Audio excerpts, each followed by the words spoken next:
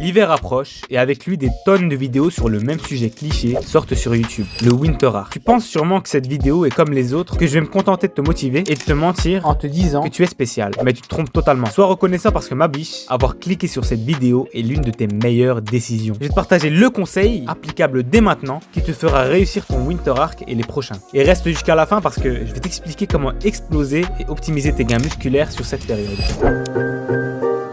Bon, à la base le Winter Arc, c'était une période durant laquelle les sportifs, plus particulièrement les pratiquants de musculation, faisaient des prises de masse et s'entraînaient dans des salles vides à cause du froid glacial qui en démotivait plus d'un. Mais aujourd'hui, c'est devenu n'importe quoi. On peut littéralement définir le Winter Arc comme étant un élan de motivation qui va te faire te lever de ta chaise en disant « C'est bon, aujourd'hui, je vais changer. Je ne serai plus une grosse merde. Je vais leur montrer de quel bois je me chauffe. » Mais quelques mois plus tard, tu te rends compte que t'as pas eu plus de résultats que ça, que l'hiver se termine et que tu n'as pas plus de raison de rester motivé. Et voilà, tu viens d'expérimenter le même phénomène qui arrive le 1er janvier de chaque année dans toutes les salles de musculation, la naïveté du débutant. Et c'est ça ton problème. Ton problème, c'est que tu penses pouvoir atteindre ton objectif sous prétexte que le Winter Arc approche, que tu changeras radicalement à la fin de la saison. Écoute, si aujourd'hui ton objectif c'est d'exploser tes performances à la salle, de débloquer un physique incroyable et d'exploser absolument tous tes objectifs futurs, sache que tout miser sur le Winter Arc est une énorme erreur. Ce genre d'objectif s'étend sur plusieurs mois, voire années, avant de pouvoir voir des résultats. Mais toi, tu penses être spécial et n'avoir besoin que d'un hiver, et ça c'est parce que t'as peur. Oui, t'as peur de devoir te mettre au travail toute l'année. Tu te dis que ça ne sert à rien de commencer si tu sais que tu ne vas pas tenir, que c'est trop dur. Mais parfois c'est l'inverse. Tu te lèves de ton lit,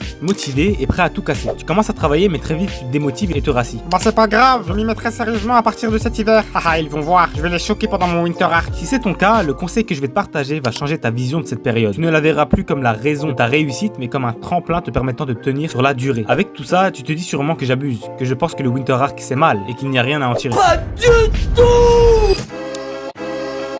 Sache qu'il n'existe pas une seule définition du Winter Arc. Certains n'y verront qu'un hiver normal, là où d'autres verront ça comme une période qui changera leur vie. D'autres encore considèrent cette période comme une occasion de se préparer à l'été qui arrive et rien de plus. Ce que je te dis, c'est pas que cette période est mauvaise en soi, mais plutôt que tu ne l'interprètes pas de la bonne manière. Tu dois prendre conscience que plus qu'un hiver, le Winter Arc c'est une façon de penser qui t'amènera là où tu te rends. J'ai envie de chialer, c'est beau ça. Le fait de se rendre à la salle, jour après jour, c'est ça qui va te rendre meilleur et te permettre d'atteindre les buts que tu t'es fixés. Pour cela, applique le conseil suivant, celui qui te changera à jamais. Le mot magique, constance. Être musclé, riche ou tout autre objectif fixé ne dépend que d'une chose, la constance. Si chaque jour tu travailles sur un projet, tu fais un pas en avant, au bout de 365 jours, tu as déjà fait 365 pas. Et c'est ça la solution, c'est se dire qu'un énorme effort à un moment donné sera toujours inférieur et moins efficace qu'un petit effort fait tous les jours et étendu sur le long terme. Mais alors que faire durant le Winter Arc? En vérité, cette question, si tu appliques mes conseils, tu n'auras pas à te la poser. Parce que tu ne verras le Winter Arc que comme un enchaînement de mois identique à ceux que tu as vécu précédemment. Tu te demanderas même pourquoi tant d'engouement autour d'une période consistant à faire la même chose que toi,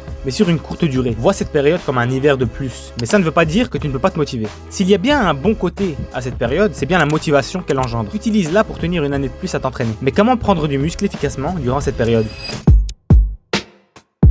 Bon, si tu connais un peu ma chaîne, tu sais qu'ici on parle principalement de musculation. Si tu connais pas, bah alors abonne-toi clochard. J'imagine que si t'es ici, c'est que tu fais de la musculation ou que tu comptais t'y mettre cet hiver. On va voir comment optimiser tes gains musculaires durant cette période. Tu l'auras compris, les optimiser durant cette période, c'est les optimiser tout court, mais bref. Commence par choisir un objectif. Est-ce que tu veux prendre en masse ou en perdre? En gros, est-ce que t'es skinny ou en surpoids léger ou critique? La plupart des pratiquants profitent de l'hiver pour prendre en masse, étant donné que c'est plus facile à cacher avec des doudounes ou des gros pulls, puis sèches pour révéler leur physique une fois l'été arrivé. Maintenant que tu connais ton objectif, combien de fois aller à la salle par semaine? Si t'as le temps, vas-y 5 ou 6 fois pour des séances plutôt courtes, genre maximum 1 heure ou à la limite 1h30 s'il y a du monde dans ta salle. Par contre, si t'es un gros bosseur et que t'as pas beaucoup de temps, force-toi à faire au grand minimum 3 séances par semaine, parce qu'en dessous tes progrès seront vraiment trop lents. Et 3 séances par semaine, c'est parfait pour pouvoir travailler tous les muscles intéressants à hypertrophier au moins une fois par semaine. Maintenant, que faire à la salle? Comment avoir des grosses épaules? Comment avoir des gros avant-bras? Et bah pour ça, je te conseille d'aller voir mes autres vidéos et de t'abonner pour voir les prochaines. Tu trouveras énormément de conseils à la fois sur la nutrition et sur la musculation. Sur ce, bonne séance à tous.